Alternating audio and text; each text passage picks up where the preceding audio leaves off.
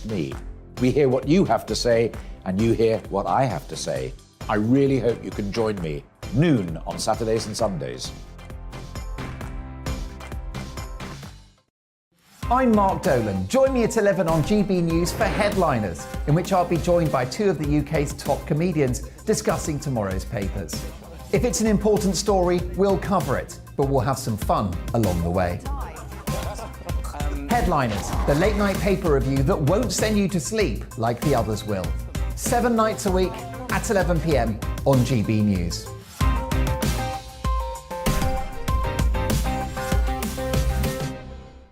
Hi there, it's Stephen and Anne.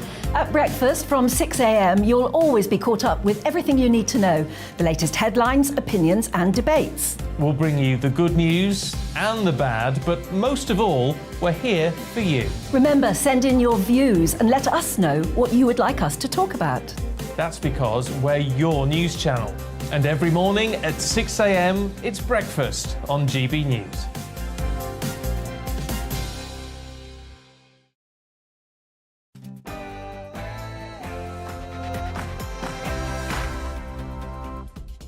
GB News produces conclusive evidence that too many of those crossing the channel are doing so to enter criminality in Britain.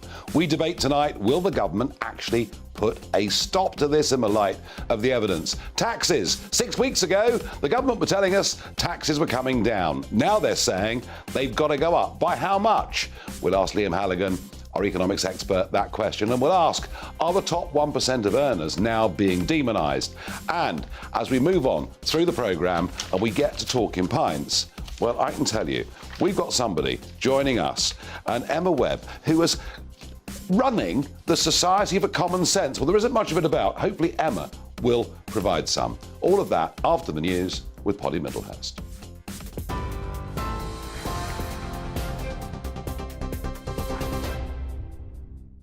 Nigel, thank you, and good evening to you. The top stories from GB News tonight. The suspect in the firebombing of a Dover immigration centre is reported to have been posting anti-Muslim rants on Facebook. Kent police have named the man as 66-year-old Andrew Leake from High Wycombe in Buckinghamshire. He was found dead at a nearby service station after the attack. Counter-terrorism police are now leading the investigation. They say it was likely that the attack was driven by some form of hate-filled grievance.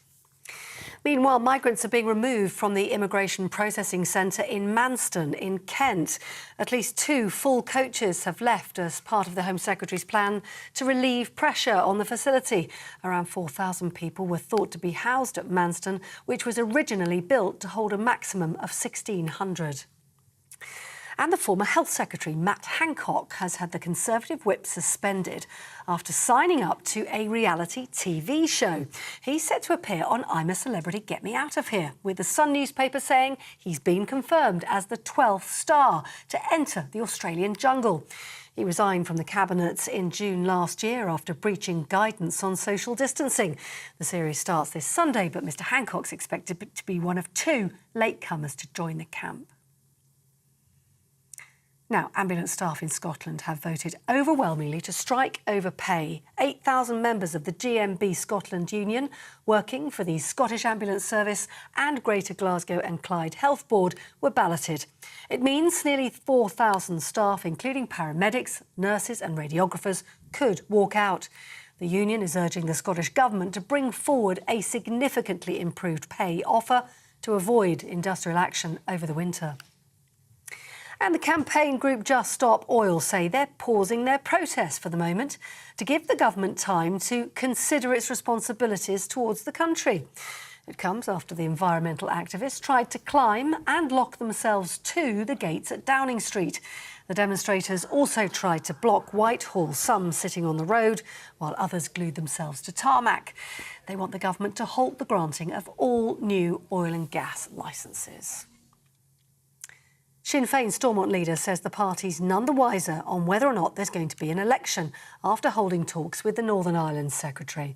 Michelle O'Neill says Chris Heaton-Harris offered no clarity on how he plans to deal with uncertainty at Stormont, and she accused him of making a bizarre U-turn by failing to call a vote last Friday. Meanwhile, Democratic Unionist Party leader Sir Geoffrey Donaldson says he too feels in the dark but is prepared if there's a vote. And lastly, police are still searching a waste recycling plant in Leeds in Yorkshire after they were told human remains had been found there. Forensic officers are currently assessing the remains at Skelton Skips after receiving a tip-off from a member of the public yesterday morning. That is it. You are up to date on TV, online and DAB+ radio. You're with GB News, the People's Channel. Let's get back to Farage.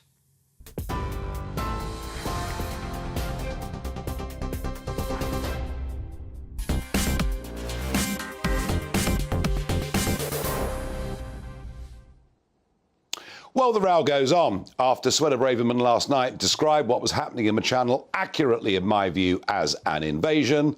We see the Immigration Minister, Robert Jenrick, backing away from the word this morning on radio. But the argument of the country is still there.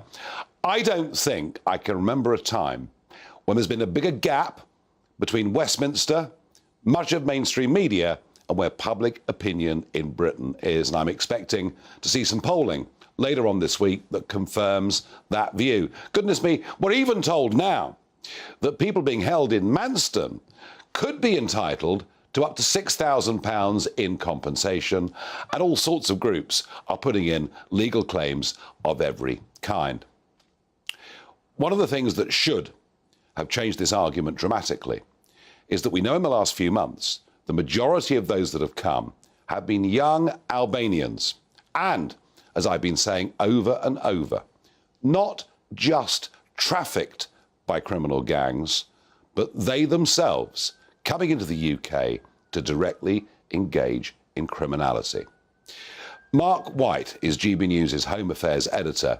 He's put together this package. Please have a look at it. Please have a listen to it. I think it's devastating and ought to make the government act.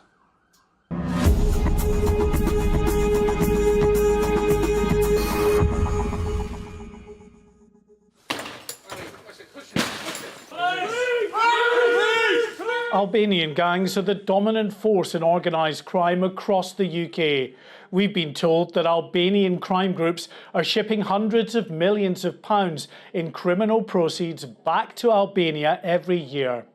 A number of different businesses, like car washes and barber shops, are often used to launder the proceeds of crime. But in truth, the vast majority of the money they make from their criminal endeavours is simply carried back to Albania by hand or in vehicles. Recently, border officials seized £300,000 bound for Albania in luggage at a UK airport. In another incident, £500,000 was found hidden inside a van at a UK port. Albanian crime gangs now control the majority of cannabis farms across the UK. They've taken over much of the cannabis cultivation trade from Vietnamese crime groups, with most of the Albanian cannabis farms concentrated in the north. But in pretty much every part of the country, you'll find Albanians are the dominant group involved in cannabis cultivation, as we found out recently in Suffolk. Is this what you're seeing time and again increasingly now, like other forces, that the Albanian organised criminal gangs are moving into these areas? No, they are. They certainly seem to be on the up. They seem the dominant ones at the moment. The trade in cannabis is largely self-contained amongst Albanian criminals here, with less control from crime bosses in their home country. In the south, they still control most of the cocaine trade, which is largely overseen by crime lords back in Albania. Across the UK, there has been a number of recent arrests of Albanians suspected of involvement in cross-channel people smuggling. Much of the surge in Albanians arriving by small boats lately is, we're told, being orchestrated by Albanian criminal gangs who want those people to work for them. Most of the people smuggling trade is still being controlled by Kurdish criminal gangs, but they are increasingly working in tandem with Albanian crime groups, who are advertising and arranging for people from the Western Balkan nation to head for northwest France before handing them over to the Kurdish gangmasters. Social media is a massive tool the Albanians have been using to good effect to attract their fellow countrymen and women. We've learned that the National Crime Agency has persuaded social media companies to remove 1,700 such videos in recent months. But for every one they delete, many more pop up, persuading Albanians to cross the channel and enter the UK's illegal economy. Well, I have to say that is an absolutely brilliant, honest piece of reporting there from Mark White. That, folks, is what is happening. We are allowing people into this country, criminals into this country, who will damage our communities and make our lives worse. And yet, to date, government seems to do precious little. Indeed, Conservative and Labour MPs demanding more hotels are booked so people can't stay at Manston because the conditions there aren't acceptable. They weren't acceptable either down the road at the Napier Barracks. Good enough for Britain's national servicemen, not good enough for those who've come from even more horrendous conditions in some cases in the jungle in Calais. But in the light of this evidence, let me ask you, do you think the government now will put a stop to this? Give me your view. Farage at gbnews.uk.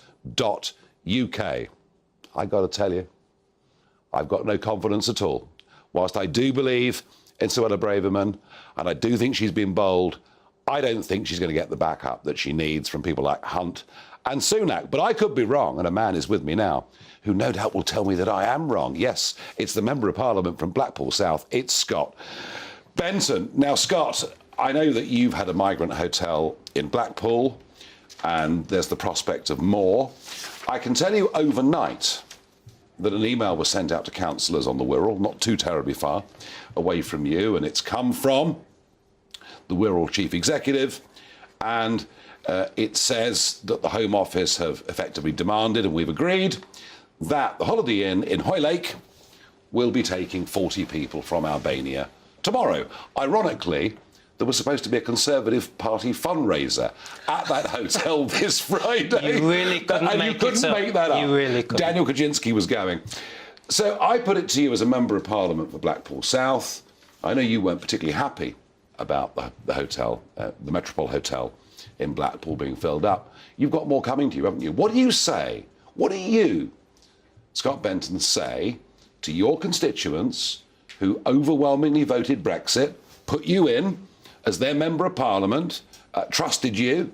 What do you say to them when we appear to have lost complete control of our borders? Well, frankly, Nigel, of all the failings of this government over the last 2 years, the failure to get a grip of the small boats crisis is the worst of all. It is a national embarrassment. How on earth can't we, as a country, one of the largest developed nations in the world, control our own borders? It is shocking. I cannot tell you how furious my constituents are about this issue. Every time I go to a pub, have a surgery, it's a top issue people mention. Yeah. And if Rishi Sunak does nothing else apart from support for the cost of living, he has to get a grip of this crisis. If he doesn't, we're absolutely toast at the next general election. Make no mistake about that. I was in the Northwest this weekend, and it was interesting, just talking to folk, and they said every single town in the Northwest now has one of these hotels, and they know, because Manston is full, that more are coming. Did you know the Northwest has taken 17 times the number of people that across the Channel than the South East has? So there's more coming to you. And I do worry how you can justify this to your people. Now, we now know that in the last few months, there are far too many, doesn't mean everyone, but far too many young men from Albania, a NATO member, an EU applicant member, a holiday destination, a place where there's been no war for 25 years, too many young men from that country with criminal intent coming into our country. My audience question tonight, and my question to you, is will, finally, this government get a grip and sort this out? Well, we need to very quickly, Nigel, as a short answer. I didn't ask you whether you need to. I'm asking, will they? We have to. It's as simple as that. This is a national emergency. This is a crisis. If Suella Braverman cannot sort this out, nobody else can. We need somebody who can be honest and upfront with the British people about this challenge. It's not going to be easy, but the things Suella talks about, like leaving the ECHR, is exactly the approach we need. I spoke yesterday in the Commons. 1 to 2% of the entire male population of Albania have arrived in the UK this year. This is fuelling not just a crisis in terms of hotels, £6.8 million per day being spent on accommodating them. It's also fueling a crime epidemic, as we've just seen on that clip. My senior police officers in Blackpool tell me that the vast majority of serious organised crime and the drugs trade in Blackpool is now Albanian. That is shocking, it's a disgrace, and it's time my government, as a Conservative MP, sorted this out. Rishi Sunak, when he stood for election, the one in which he lost, the one in which he won, of course, there was no election, but we'll leave that to another day. The one in which he lost, he produced a 10-point plan for how he was going to deal with this crisis, even featured a picture of me in his video. Well, I hope you're claiming loyalties on that, Nigel. I should do. He was very tough and said they were prepared to consider all legal options. If this government doesn't get a grip, if Suella is not allowed to do her job, or worse, gets hounded out for the press pack, if this isn't sorted, seats like yours will go Labour next time, won't they? No doubt about that at all, Nigel. This is the very top of people's list. Suella understands that. Rishi, to be fair to him, understands that as well. I'm not sure some people in my party do, as we've seen across the road and some of comments made very recently. Robert Jenrick, you know, when he's asked by the BBC this morning what he thought about the use of the word invasion, backs away. Finally, quickly, was she right to use that word? 100%. What else do you call it, Nigel? We have people coming all hours of the day across the channel, presenting themselves, costing taxpayers millions of pounds per day. If that's not an invasion, I'd like to know what is. Well, I've got to tell you, Scott Benton, whether people love you or hate you, you're not afraid to give your point of view. We like that here on GB News from all sides of the debate. Now, let's change tack. Let's change gear on this. Let's speak to somebody from Albania, because, you know, I have to say that some of this is really genuinely shocking. Now, I have got to get this pronunciation absolutely right, and it's not easy. Ervin Gjonaj, is that right? I've done my best, it's not very easy. Now, you know, you work as a journalist with Albanian UK TV station ALB TV. Interestingly, on Friday of last week, I met an Albanian plumber. And I was chatting with him at the garage, and he was saying, look, you know, Mr. Farage, we're not all bad people.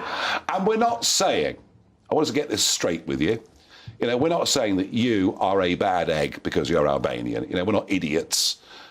But I want to ask you, as an Albanian, when you see that report that Mark White has produced, and when you hear from Scott Benton, you know, who's telling you the truth about what's happened in Blackpool over the last 18 months, I just want to ask you, what the hell's going on?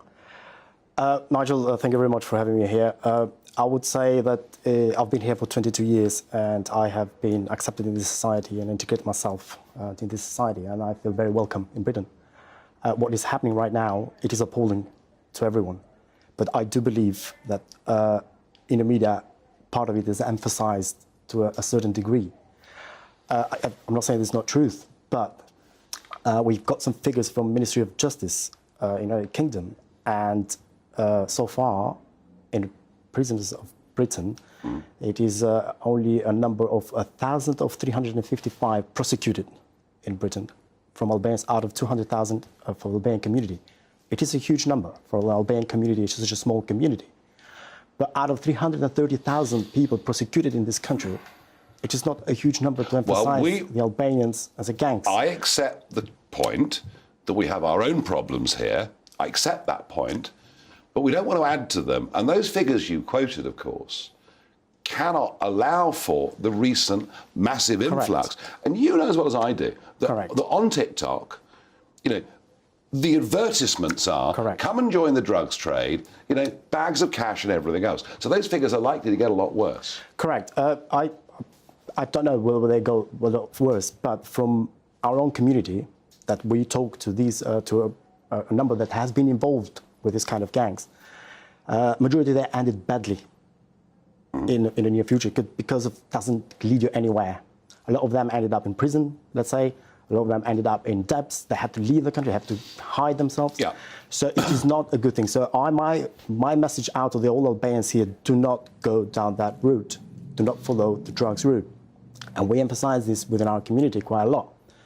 Of course, it is, I would say, media does play a big part on this. It's a bigger picture in the media, social media as well. Advertising for no reason crimes, which they do not happen, but they advertise it as a crime. People get, coming from a small country and a poor country like Albania, which is one of the poorest countries in Europe, but it's a peaceful country. It's a peaceful country. It's a NATO member. Absolutely. It's a holiday destination. I mean, let me ask you this. You know, we talked about the crime thing. Let me ask you this. Regardless of whether people are coming with criminal intent or not, if they pay a trafficking gang to bring them over the English Channel, should anybody from Albania be entitled to claim refugee status? No. I do say, and I do agree with the British government, that they should not get entitled a refugee status. So we should. Those people from Albania that cross the English Channel via the criminal trafficking gangs should be sent straight back to Tirana. Well, sending back to Tirana is a different story. But what I'm saying is they should not take the route of trafficking. Well, they should try to come to this country in a legal way. And we understand that. And I totally agree with and perhaps some of the angriest people in Britain are those that have come here legally in the last couple of years, where, you know, actually it's quite an expensive, lengthy process, as it should be, to go through. So why shouldn't we, with everyone that comes through that route, who, as I agree with you totally, should not be allowed from Albania to claim asylum, refugee status, shouldn't we send them straight back? Well, you can send it straight back. I'm not saying that the country should not send them back. But what I'm saying is that these people are leaving that country, not because the country is a member of NATO, but because the country is in real poverty. They've got a most corrupted government, which European Union seems to accept it. Okay? Well, you're an applicant country. We are an applicant country, but then when they see this kind of mass migration out of the country, because it does hurt my feelings, when in the last 100 years this country has been independent, what we've produced is immigrants. So everybody left the country. And they're now leaving at an even faster rate. And now they're leaving to the huge numbers. Well, I tell you, if I get my way, a lot of them are going to go back. So you'll be less depopulated. And I want to thank you for coming on and thank you very much. Facing some very tough questions. It is a difficult question. It must be a difficult situation to be in. It is a difficult situation. However, the country, as far as I know, from the Parliament, which I've read the last report, is 1.5 million jobs to fill. You've got some young Albanians there, which they can fill these jobs, like a plumber. It's exactly what they should be doing. Like a plumber and an electrician. Stop doing illegal things. Thank you very much indeed. Pleasure to have you on the programme. Never let it be said, we don't allow all points of view on this show, because we do. In a moment, let's talk about those in this country facing tax increases. It could be all of us in just a few weeks' time, and in particular, the top 1% of earners. Are they paying their fair share, or are we about to penalise them so much they might even leave the country? All of that in a couple of minutes.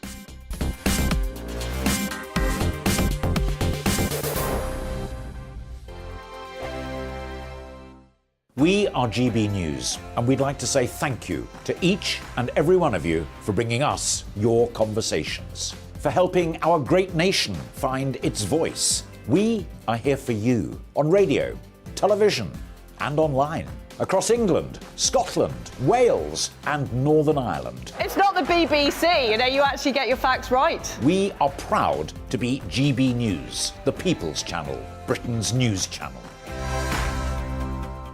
I'm Dan Wootton. Join me Monday to Thursday from 9 to 11 for the feistiest and most fun news debate on TV, where free speech reigns. I'll bring you a sharp take on the day's biggest stories, bombshell newsmaker interviews, and A-list guests.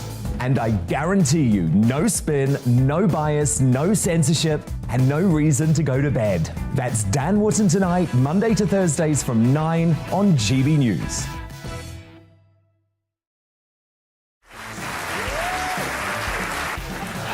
My name is Andrew Doyle. Join me every Sunday evening at 7 p.m. for Free Speech Nation.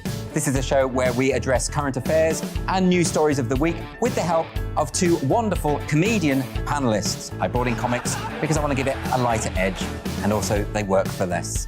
See you there.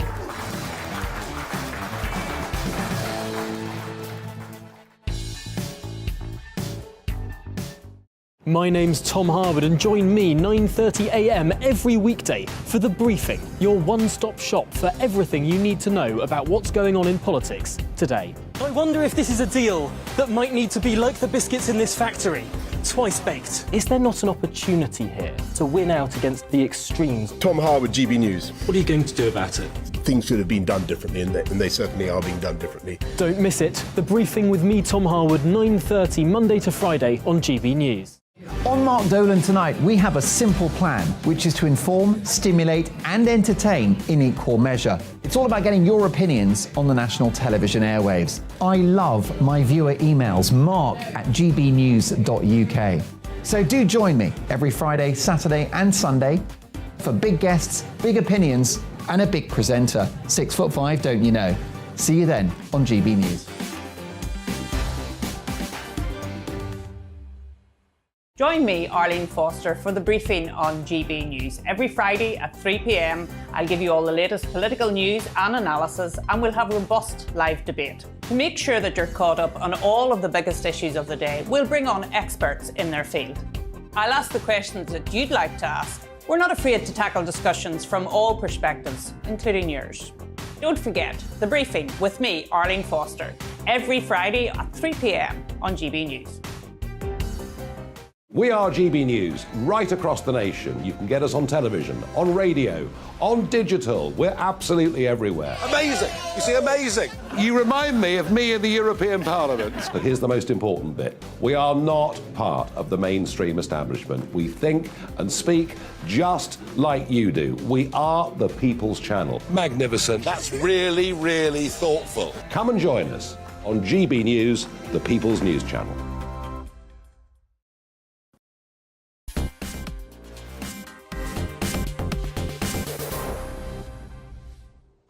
So will the government have the guts to do anything about this Albanian criminal crisis? Yes, I've just said it. It is criminals that are being brought. Too many of them are criminals that are being brought across the English Channel. That's plain speaking. You won't get that on any other media channel in the United Kingdom, even though the proof is there. Your thoughts?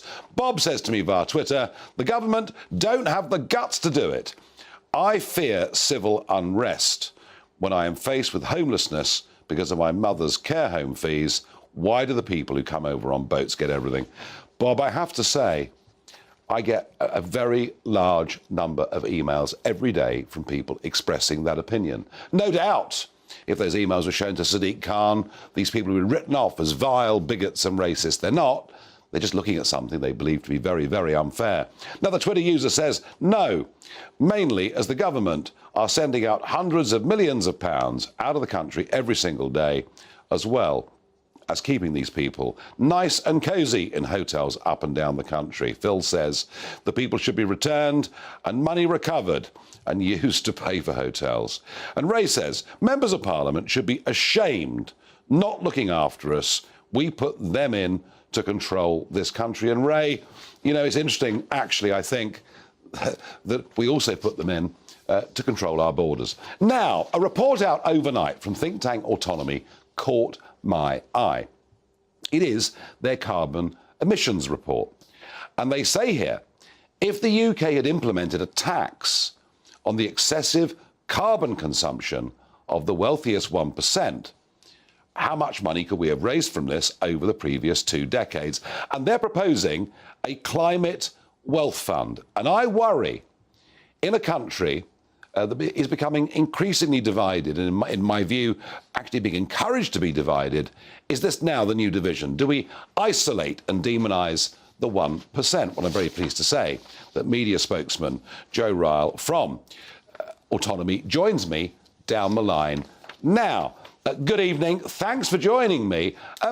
Is it surprising that the top 1% emit more carbon than the bottom 10%?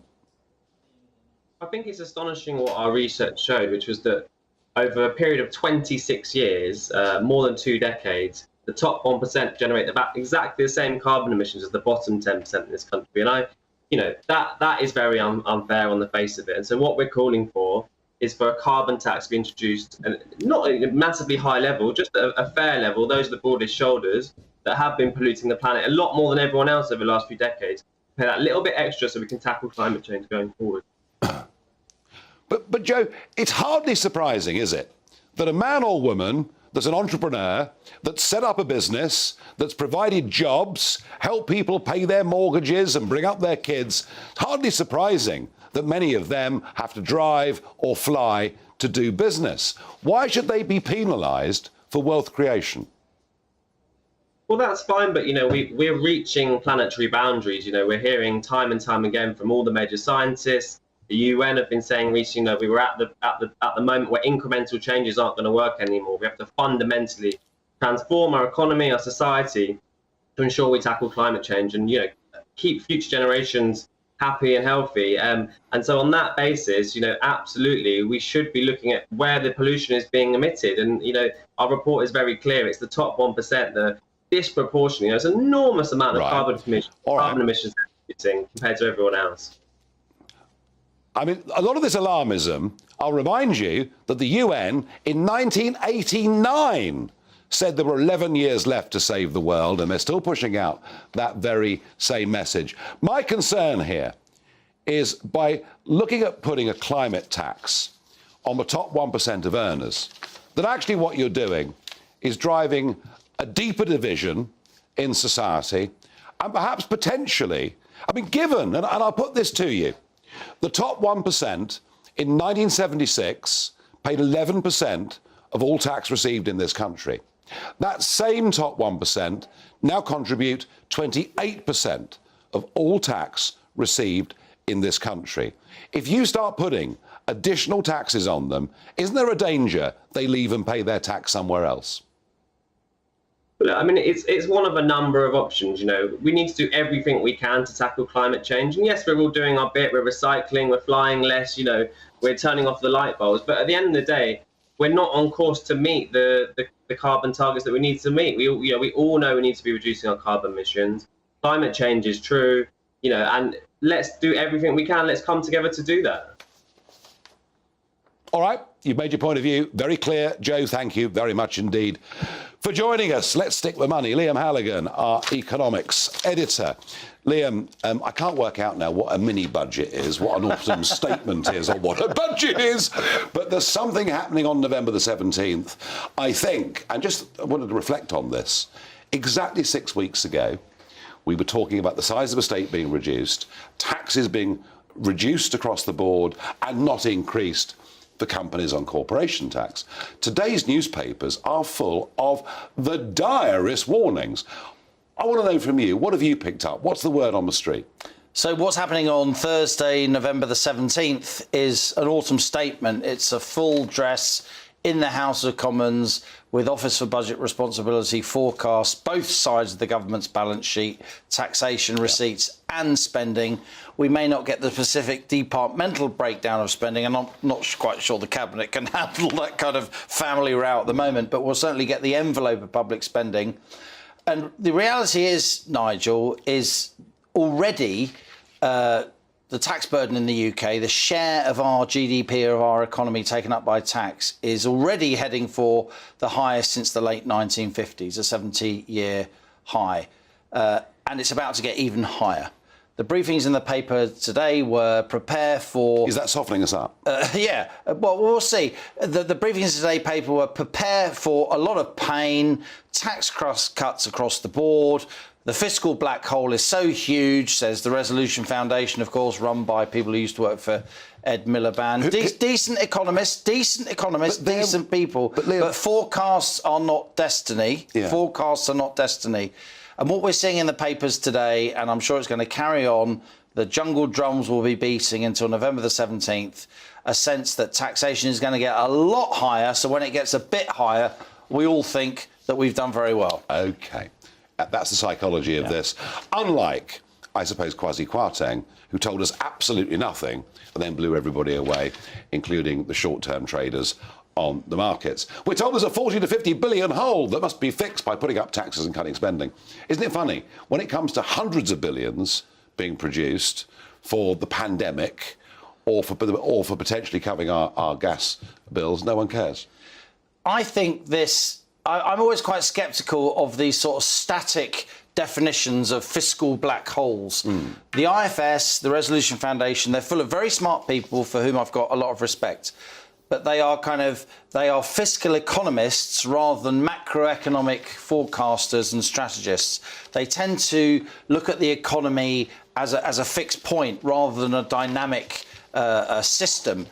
Of course, we could get a lot more growth. Of course, the gas price could come down quite a lot. Of course, gilt yields could continue to fall as they have been. They're down from 4.2% when Boris looked as if he was going to stage a comeback. They're below 3.5% today. That is the rate at which the government borrows per year for 10-year money. Yeah. That's tens of billions of pounds less spent on debt interest. So my point isn't to be complacent, isn't to not do forecasts, it's to realise that forecasts are just educated guesswork. And my concern now is that the lessons we take from the mini budget is that any attempt to cut taxes from their current 70-year high is verboten, is mad, is libertarian jihadism, to use the words of one Tory backbencher who frankly should know better. He's a smart guy. And I think Rishi Sunak is beholden to the idea now in his mind that he has to raise taxes a lot. And it really doesn't make a lot of sense to a lot of business economists, people in the city, people who have proper commercial experience, to be raising corporation tax from 19 to 25%, particularly on small businesses, as we're looking down the barrel of recession. To be raising taxes on consumers by freezing thresholds, so lots of not very wealthy people, suddenly they're paying the top rate of tax. At a time when consumer confidence, Nigel, is at a 40-year low. This is not a good idea. Rishi Sunak wasn't even alive in the 70s. He was born in 1980. He needs to learn some of the lessons of how we got out of the 70s. We got out of the 70s by lowering taxes, doing supply-side reforms, getting the economy moving. One day, come back with some good news. Because at the moment, there's precious little. Now, a couple of quick What the Farage moments. I said how split the Conservative Party are. Let's hear from Dame Caroline Dinenage, DBE MP, to her constituents down on the South Coast, where they're about to reopen a reception centre for foreign criminals who should be deported abroad. And many of her constituents are worried about this, worried about the security of the facility, but it's all fine because their local MP, Conservative, is telling them that it will bring increased economic activity to the area. You simply couldn't make some of this stuff up. And the big chat, the big jokey gossip in the pub tonight is, of course, the real What the Farage moment. It's that ghastly little man, Matt Hancock. Yes, absolutely. He's going into the jungle. He's going into I'm a celebrity. Celebrity, crikey. They broadened the definition of that, in my view. And I have to say that the Chief Whip has now taken the whip away with immediate effect. I hope he's being paid lots of money for this, because he could even be deselected. Yes, in his own constituency, the deputy chairman is saying, I'm looking forward to him eating a kangaroo's penis. Please do quote me on that. That was given to the Telegraph earlier on today. And a Conservative councillor on West Suffolk Council said Hancock has no shame. Well, hey, I think we knew that anyway. In a moment, we're going to be talking common sense with Emma Webb on Talking Pints.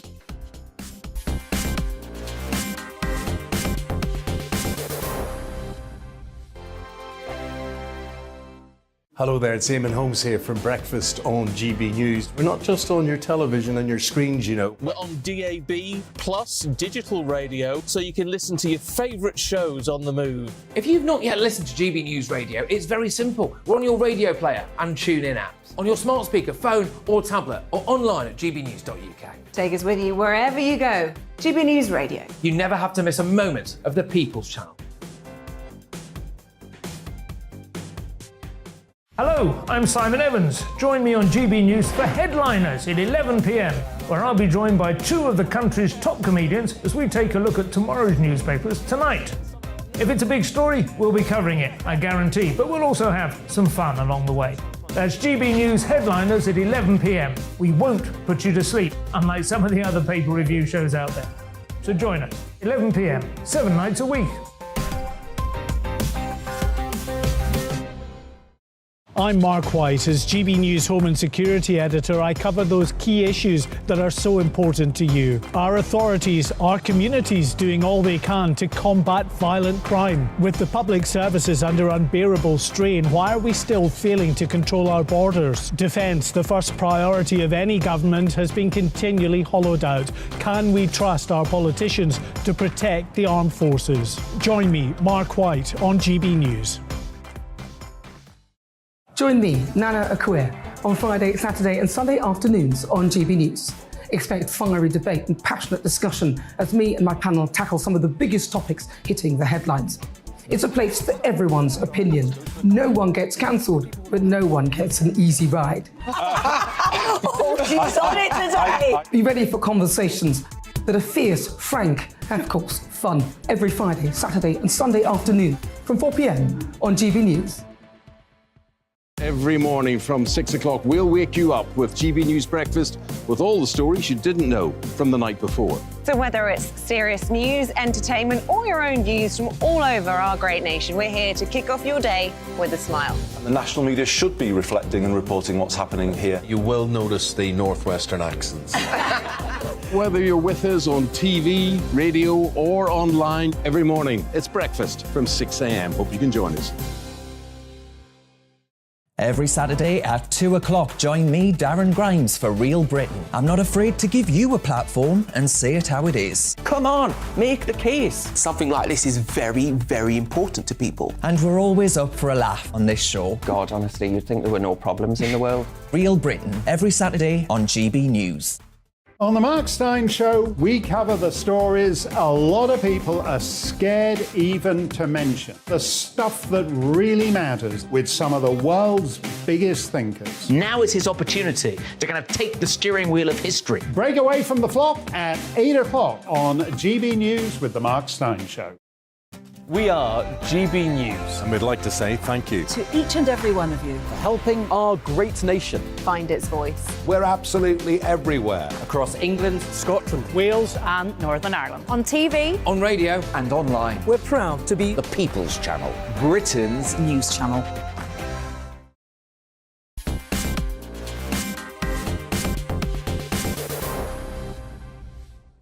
It's that time of the day. Yes, it's Talking Pints. Emma Webb is joining me now. She is, a political writer, a speaker, a bit of a media star. She's the UK director of the Common Sense Society. We'll find out more about that. But before any of it, Emma, welcome to the programme. What is it we're drinking here? So this apple juice was made from apples that was so the UK branch of the Common Sense Society recently just launched on the 20th of October. And in the autumn, we had our Britannia Fellowship. And the day that Her Majesty unfortunately passed away, 8th of September. We were in Wiltshire for the Britannia Fellowship, and we picked apples on the late Sir Roger Scruton's farm with his wife Sophie, who was one of our trustees. And Sophie very kindly had those apples from their orchard pressed into apple juice that we used to toast at our launch. So it's a very special bottle of apple juice. Thank you very much indeed. Emma, what is it that got you at quite a young age actively involved in political debate, campaigning, writing, broadcasting? What was it that sort of happened to you? Well, I've always been interested in ideas, but the thing that really brought me sort of into the political circuit, I suppose you'd say. So I started working at the Henry Jackson Society, researching Islamism, of all things. This is post-Cambridge, is it? This is, yeah. And so in 2016, I started working there, but I also, around 2015, I became very interested in things that were going on with the European Union. I was a Brexiteer. I suppose you'd say I was dragged into the sort of active politics side of things by my dislike of the European Union. So the referendum, really? Completely, and I campaigned for vote leave during that period. And I wasn't particularly party political in any way. I was just concerned about issues to do with sovereignty, taking back control, the things that your viewers will be very familiar with. And for me, I think, you mentioned the fact that I'm fairly young in the scheme of things. I think, and I agree with you on this, that we have an issue in this country, I think, and across the West, with this kind of cult of the young.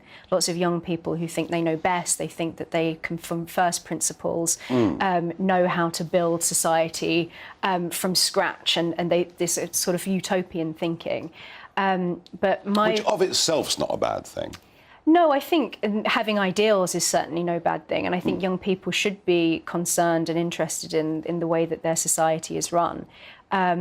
But for me, and this goes to the heart of what the Common Sense Society is all about. Yes. Now, you're the UK director. Yes. And the Common Sense Society is in Europe and America as well. So the Common Sense Society started in Hungary as a debating organisation, and it has branches in the Netherlands, in the United States, and in Hungary. And we've recently launched one here. We've got some other branches. It's a rare commodity, common sense, you know. It is. And what we want to do is we want to promote liberty, prosperity and beauty in all of the places where we have beauty. We have our networks. Yes. So how do you promote beauty? Well, beautiful buildings, beautiful landscape, being a good custodian of the things that we've inherited.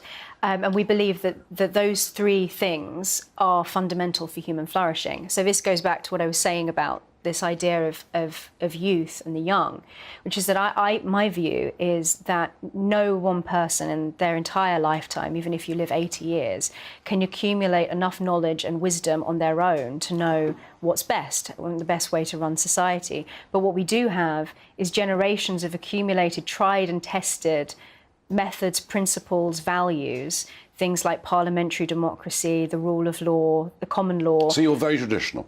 Yes, and I think that, going back to what we were saying about youth, that actually this inherited generational wisdom that constitutes common sense is really, for me, what I want to promote here in the UK. But I think, as you say, we need an awful lot more common sense in the way that we do things. But if I said to lots of young people, beauty was one of the aims of the Common Sense Society and the maintenance of things that are good, they'd say climate change, because that's what a lot of them believe in. Is that part of your agenda? Climate change? Yeah. Well, no. Climate change is, I think, my personal view on a lot of climate change activism is that it's utopian. And, not speaking about the particular facts of the case because I'm not familiarised with them. But I think that there are important things that need to be preserved. And for me, the environment is something that is very important. The environment is something that constitutes an important aspect of beauty and our beautiful surroundings and our feeling of being at home in the world. That's very important. But I think that a lot of climate change activists, or that brand of environmentalism, is utopian and is actually contrary to how I believe we should be preserving the environment. Quite hysterical in some ways. Absolutely. The other thing, of course, believing in liberty, prosperity. I know you're concerned about government, big government, and it just seems behind us here to get bigger and bigger and bigger, as Liam Halligan was just telling us, taxes go up and the state does more and more and more. Central bank digital currencies. This idea that we'll have a cashless society, and the pandemic has been used by so many people to remove our ability to use cash, and we have these cards and we can be tracked everywhere we go and whatever we spend. And yet there's 100 governments around the world considering central bank digital currencies. Is the battle against a cashless society, against digital cash, are we losing that battle? I think it's pretty clear that we are. Even if you just walk around this area, around Westminster, increasingly you see businesses with signs up saying that they're trialling their shops as cashless stores and cashless cafes. Everybody is being sucked into this. And I think that it's part of a bigger problem. And this actually relates in some ways to the debate around Brexit. Lots of people pointed out that there were those who wanted to stay in the European Union because they were willing to essentially trade their sovereignty and their liberty as a nation in return for small conveniences like being able to go travelling around by train, interrailing around Europe and on their gap year. And I think that we're seeing a similar thing now with the cashless society, that a lot of this is extremely convenient and people are willing to trade their liberties for convenience, and that is extremely troubling. No, that's a fair point. The irony, of course, is that the Turkish barbers would be cash only, but that's a different story that we did at the top of the hour. So is crypto the way to go? Gosh, I mean, I don't understand crypto at all. It's sort of beyond me. I do think that to the degree to which I understand cryptocurrency, it does seem to be a way of liberating people's transactions. And I think that is very appealing to people under the current circumstances where we've seen, for example, PayPal cancelling the accounts of a number of organisations just simply because they disagree with them. We had Toby Young from the Free Speech Society sitting in that chair where you are now, describing the fact that PayPal had cancelled the organisation with no explanation of any kind at all. And there was quite a big campaign against PayPal. And the Free Speech Union not being an organisation that is pushing for any particular agenda other than to liberate people to be able to speak freely about anything that they want to. And so I think that will make crypto much more appealing to people, because we're seeing it not just PayPal is one example, but we're seeing it all around the world. What about the Canadian truckers? Exactly, penalising people financially for expressing perfectly legal views. Even the sentence "perfectly legal views," in my opinion, is a bit absurd. But that is a very worrying trend, and people are going to need to escape that in order to be able to continue living their lives if this continues to go in the trajectory that it's on. And so I think that makes crypto appealing. But I do think that the appeal of crypto suggests that there is something quite fundamentally wrong with the way that things are currently. I was at the Bitcoin conference a couple of weeks ago in Amsterdam and talked to lots of delegates, and their biggest reason for believing this was Bitcoin in this particular instance, their biggest reason was their distrust and fear of government control of their lives. It's very interesting. Emma Webb, Common Sense Society is relatively a fledgling in this country. Are you going to turn it into a big, successful organisation? Yes, I think our launch, we started at the Claire Fox's Battle of Ideas, and we had a panel there, and that was followed by our launch at the Reform. It was a huge success. We have this momentum that is really quite. That's a far left. That's a far left organisation. We have there's this energy to what we're doing that not just only within our private network, because obviously we were sort of operating privately before we had our public launch, but also publicly. There's so much energy of people wanting to really be involved in what we're doing. And so I think even just from the launch alone, that was a huge success. And I think that we're really going places, as we have done around the rest of the world. I've been involved in fledgling organisations, and the only way you can make them grow is to have belief, which you clearly haven't. Thank you for joining me on Talking from Roger Scruton's old Appleyard. Thank you very much.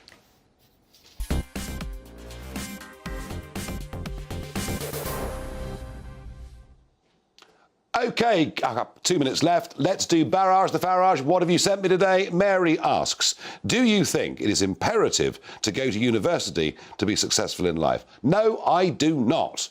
I mean, clearly in the case of someone like Emma Webb, who's been to Cambridge and got 3 A stars at A-level.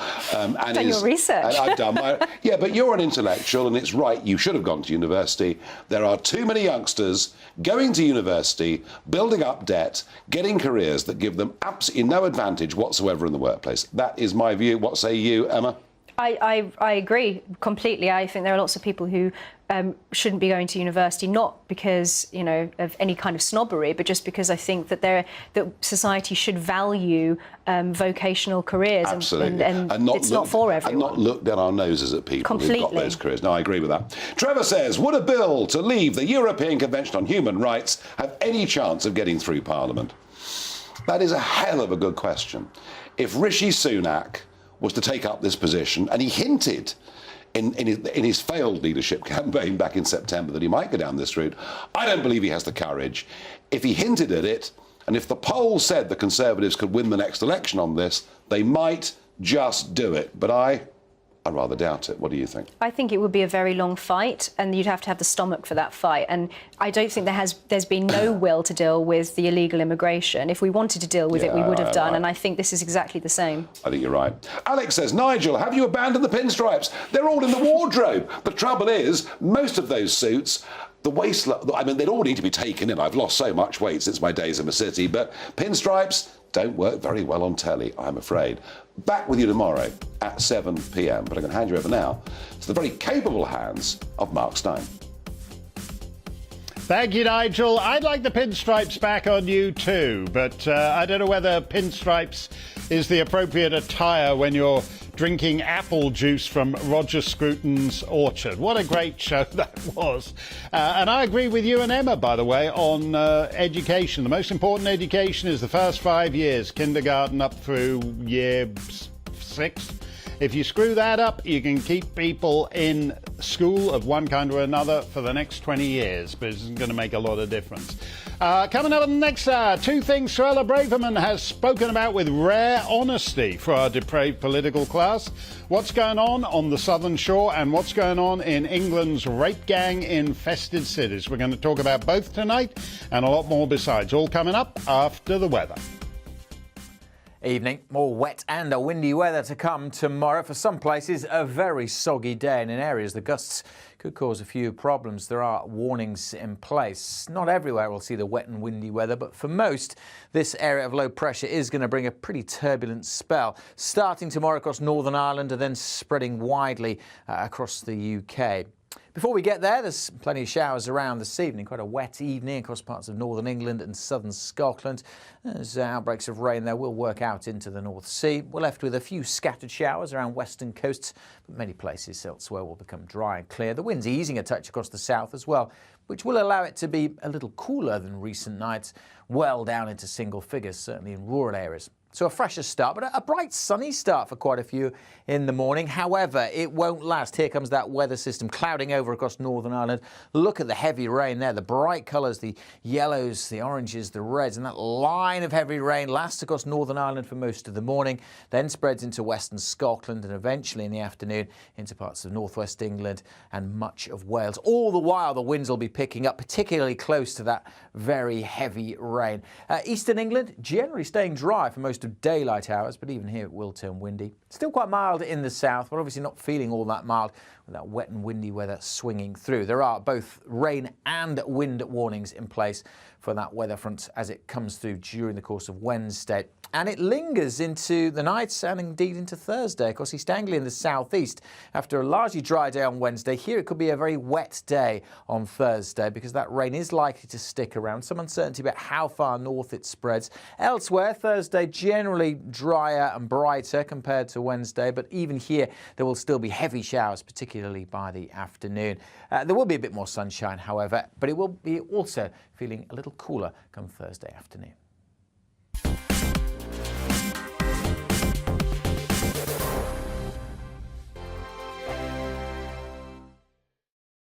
We are GB News. And we'd like to say thank you to each and every one of you for helping our great nation find its voice. We're absolutely everywhere. Across England, Scotland, Wales and Northern Ireland. On TV, on radio and online. We're proud to be the People's Channel, Britain's news channel. Hello, I'm Michelle Dewberry and you can join me every weekday 6 till 7 on Jubes and Kerr. Me and my panel will get stuck right into the day's events and I can tell you, in fact, I can warn you, expect some robust debates, some strong opinions and perspectives from both sides of the fence. It's about you at home as well. I love to read out all of your comments, or at least as many as I can. So join me, Michelle Dewberry, Monday to Friday, 6 till 7 on Jubes and Kerr. Join my show Farage, 7 p.m. till 8 p.m. Monday through Thursday. And there you will get opinion, analysis, debate, and I'll cover stories that nobody else dares to touch. You've been cancelled. Join the club. Oh, my goodness me. And then for the last 15 minutes, talking pints. We're over a drink. We have a civilised conversation with someone. We very often disagree, but we do it in a grown-up way. Come and join me on Farage. On the Mark Steyn Show, we cover the stories a lot of people are scared even to mention. The stuff that really matters with some of the world's biggest thinkers. Now is his opportunity to kind of take the steering wheel of history. Break away from the flop at 8 o'clock on GB News with the Mark Steyn Show. Hello, I'm Esther McVeigh. And I'm Philip Davis. Whether you're watching or listening on TV, online or on radio, we handpick the latest stories, debates and expert opinions for your weekend. So whether that's politics, news or showbiz, we've got it covered. Join us every Saturday morning at 10 o'clock on GB News. Hello, I'm Alastair Stewart, and I'd invite you to join me at noon on Saturdays and Sundays for Alastair Stewart and Friends. I've been in this business for over 40 years. Now, here at GB News, I've never been happier. I get to choose the big stories that really interest me. We hear what you have to say, and you hear what I have to say. I really hope you can join me, noon on Saturdays and Sundays. I'm Mark Dolan. Join me at 11 on GB News for Headliners, in which I'll be joined by two of the UK's top comedians discussing tomorrow's papers. If it's an important story, we'll cover it, but we'll have some fun along the way. Headliners, the late night paper review that won't send you to sleep like the others will. 7 nights a week at 11 p.m. on GB News.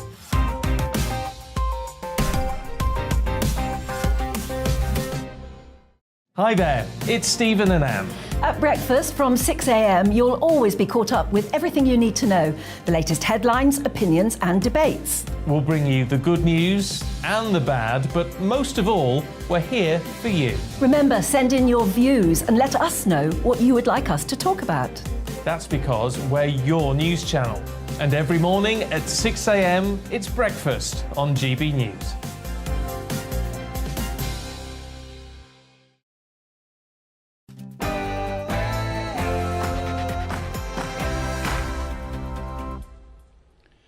Ladies and gentlemen, it's that time of the political cycle again. Suella Braverman was Home Secretary for, 2 or 3 weeks. Then Liz Truss got rid of her.